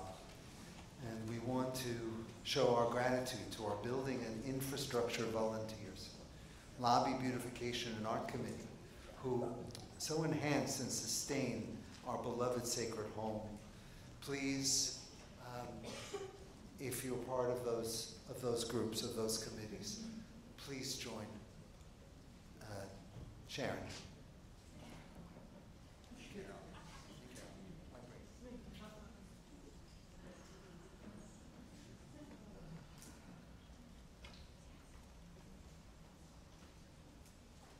You want to see the brachot? They're on page 100.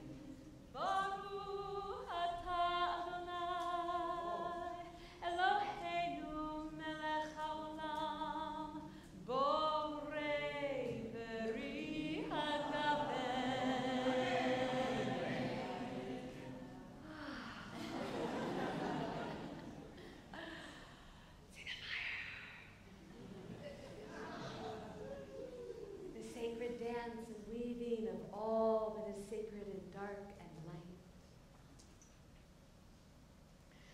Baruch atah havaya Eloheinu chei ha'olamim borei me'orei ha'esh.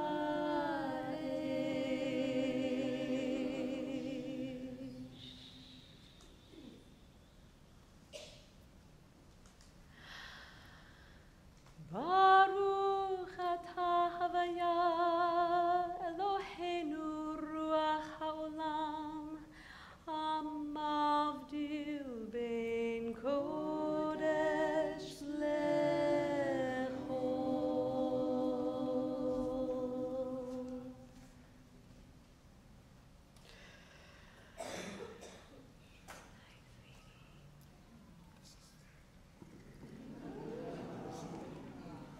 All right. And there's more for you downstairs.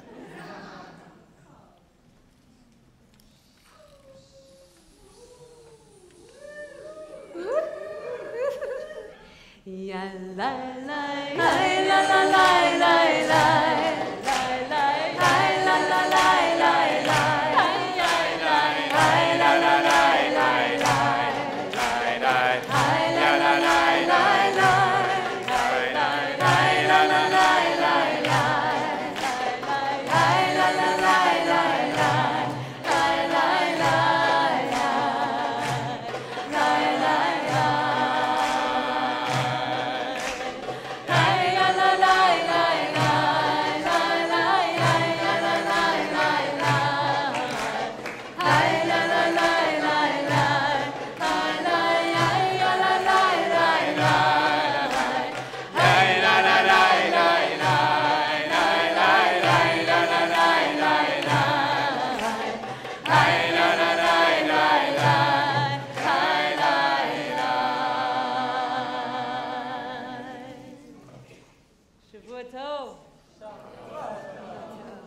Shavua Tov, everyone.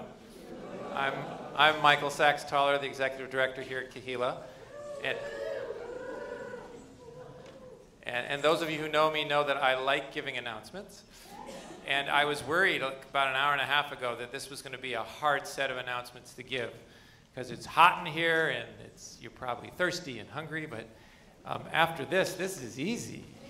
I should get set up with this all the time. First thing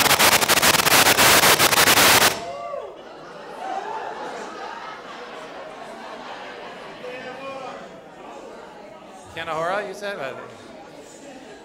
All right, let's see if we can try this again.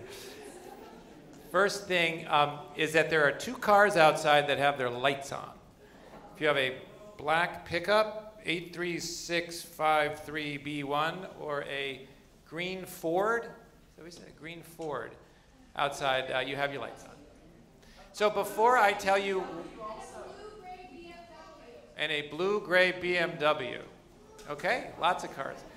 Before I give you all of the details of how you get to go downstairs and break your fast and such, I just want to stop for a moment and say something about gratitude.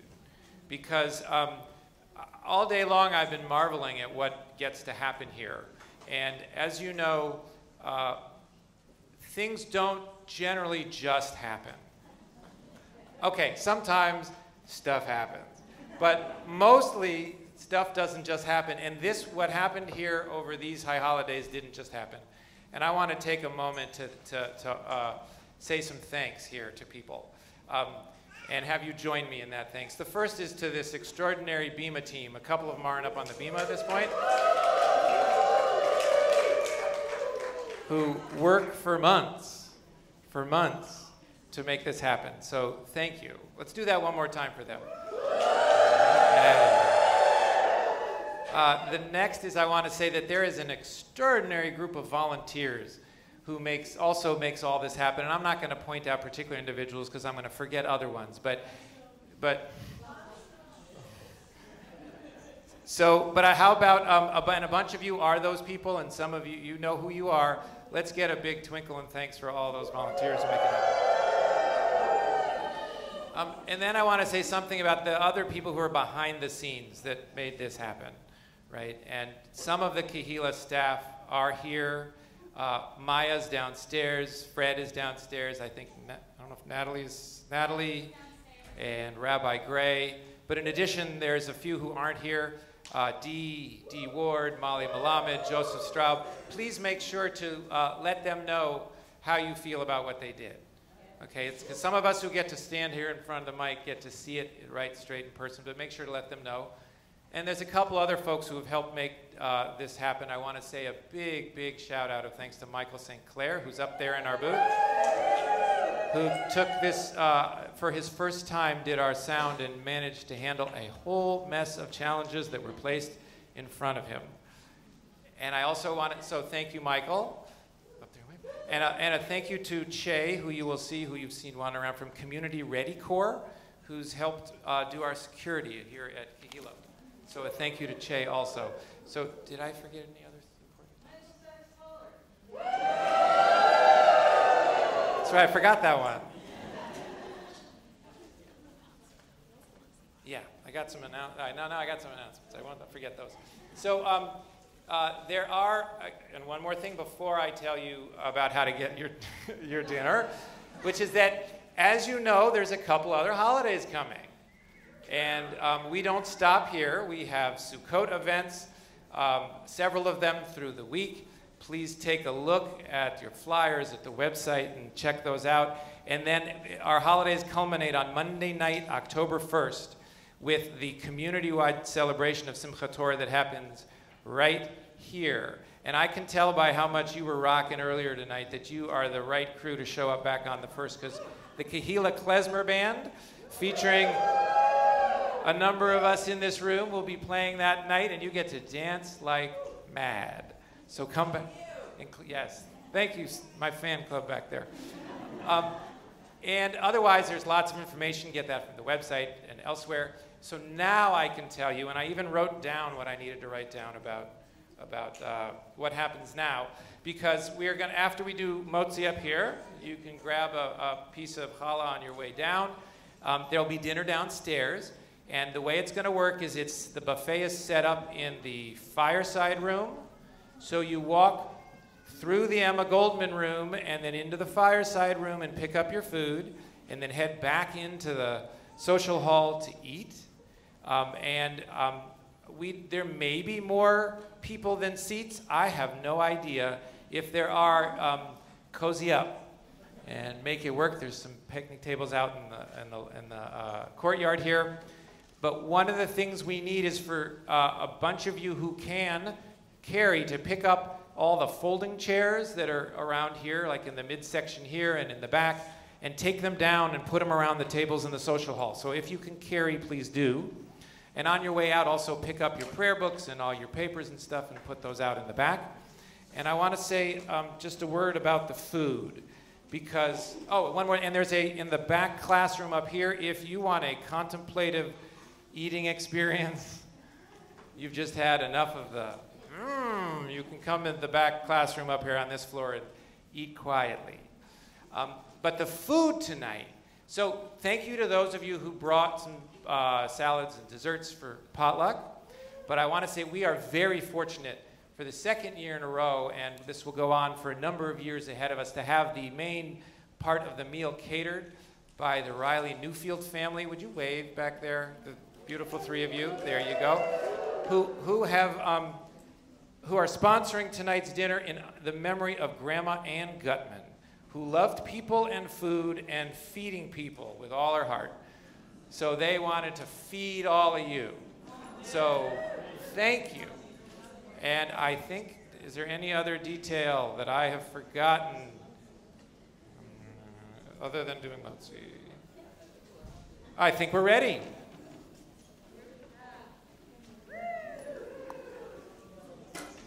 The one last, and give a moment, if you would, for there's a few people who it's going to take a little more effort and time to get where they need to get.